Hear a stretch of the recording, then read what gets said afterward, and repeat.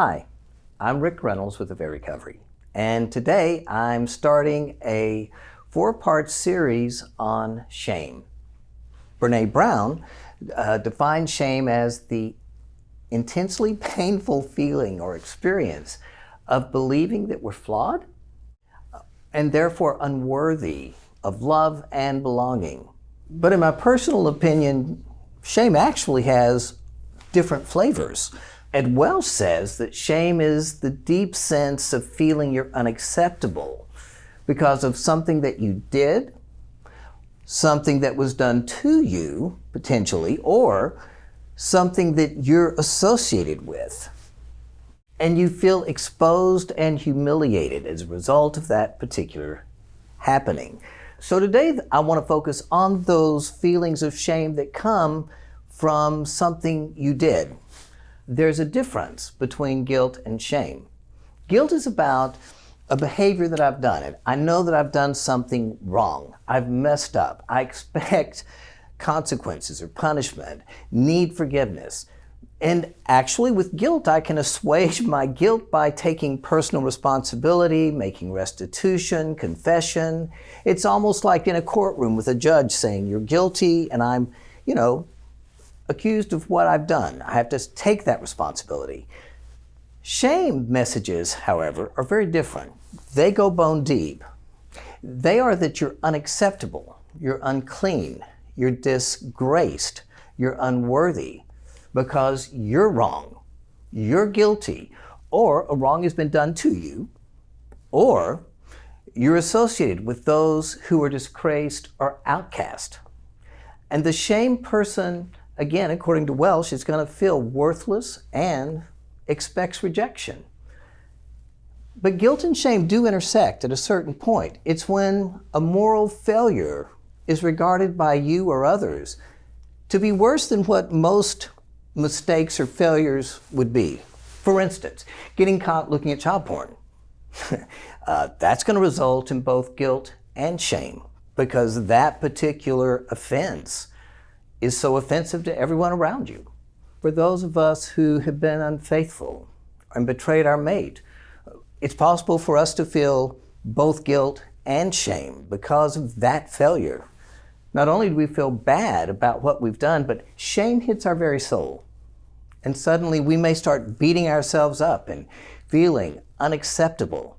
And it becomes who I am. I'm now the cheater. I'm now the unfaithful. I'm now this. And I feel flawed and I feel dirty and I feel unworthy and I just beat myself up.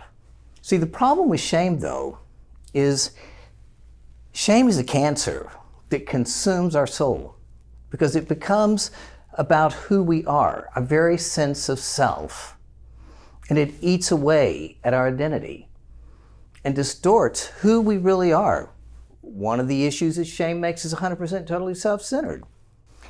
If I'm walking across the kitchen, I use this example sometimes, and I accidentally slip and I've got a knife and I cut Stephanie's stomach open and her guts are falling out, and then I run across the kitchen and start going, oh my God, I'm so stupid, what's wrong with me? Instead of helping her when she's bleeding to death. That's kind of what shame does, because all we can do is keep beating up on ourselves for how unworthy we are rather than addressing what we've done. It's what inhibits us from getting help, probably long ago, for issues that you may have had.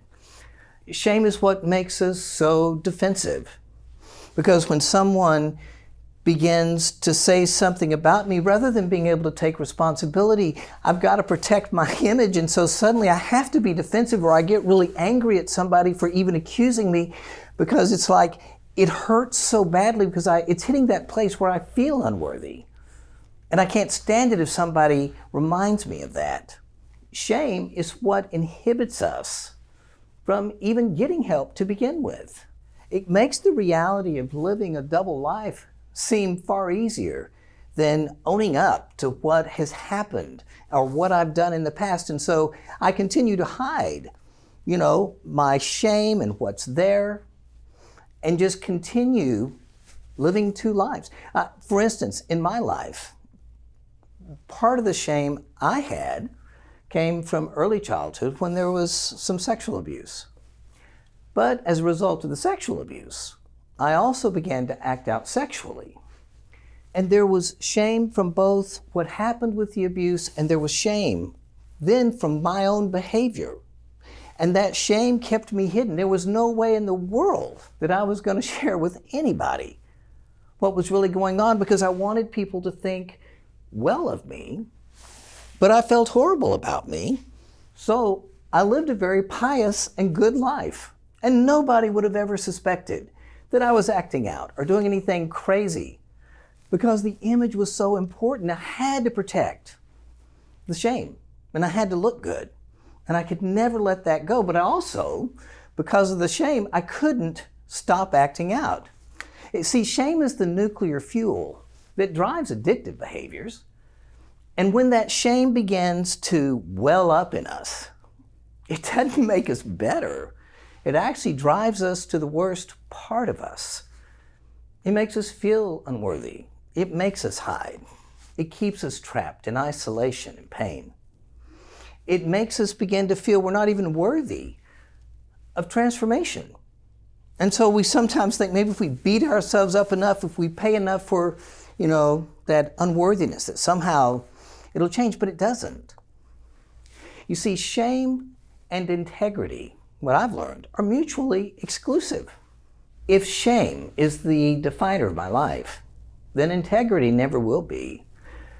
And I can never really be trustworthy because I'm controlled by that shame. I can't be fully authentic. I can never be fully known because I have to keep hiding the fact that there's something wrong with me. And I have to keep working day after day to prove that actually I'm okay. And it keeps me caught on that wheel.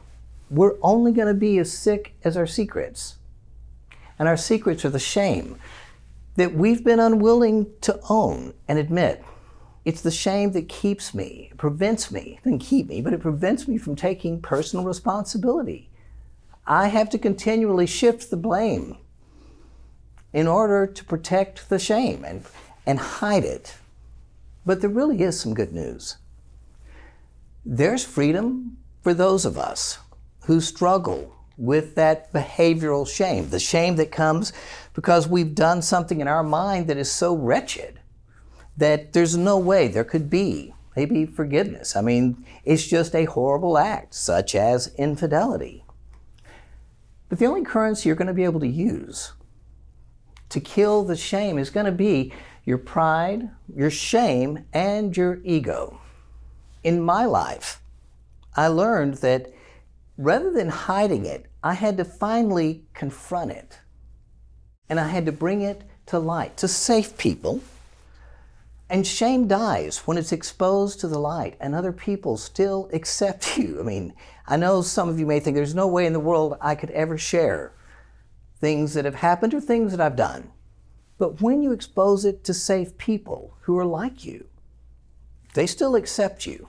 That's one of the beauties I found in my own recovery of 12-step work. Because you go in there, and there's actually a concept called crosstalk. And you can go in there and you can share your most shameful thing. And all people ever say to you is, "Thank you for sharing."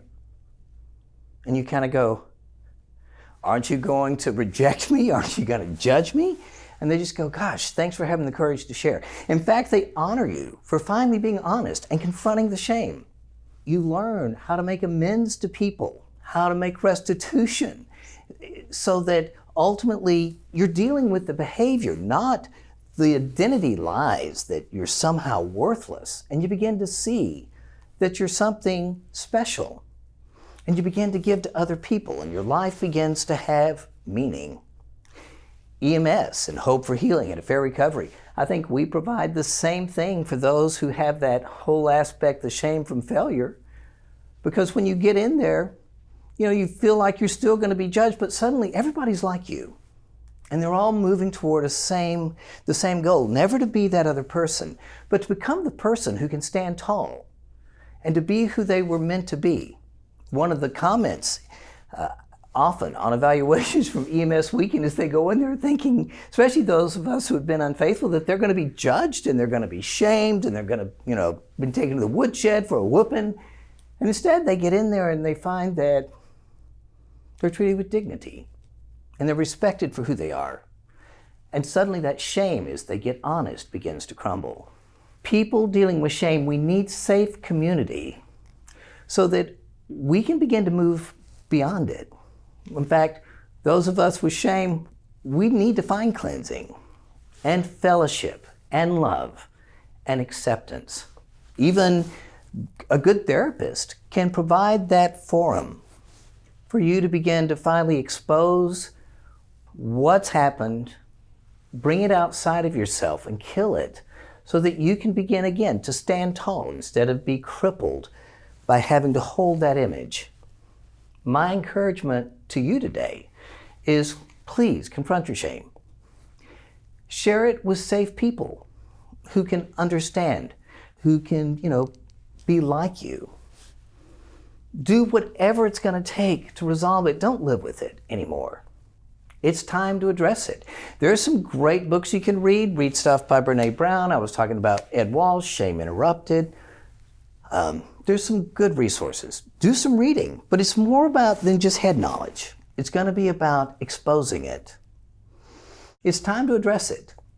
Shame is only separating you from God and from those that you love. And I promise you, life is a lot easier when you don't have to work to compensate for that shame all the time. To healing.